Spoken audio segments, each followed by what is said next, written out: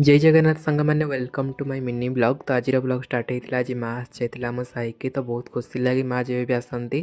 तो आज भी बहुत खुशी थी। आज वर्षा भी होता माँ को आगमन में। तो आज तापर माड़ मु बन दी बेला टाइम जहाँ भी माँ मुझ सब वर्ष बनाए।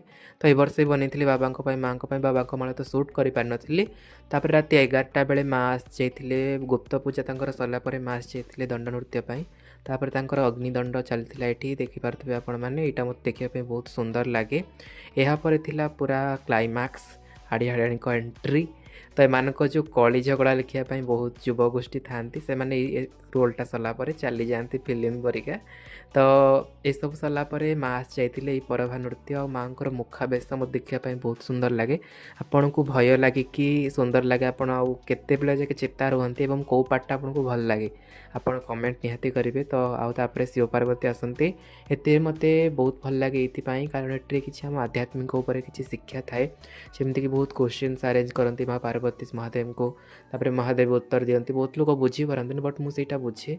आपण मैंने राति राति देखती ना अधार चली जाती आपड़ भी से कमेंट करेंगे। मत तो निद हो जाता। तो सखी रोल मुझा भिड सुट कर दी ये सब सरलापर मुझे घर को जाइए शोवाई। तो ये भिड को एंड करुँच ब्लॉग को।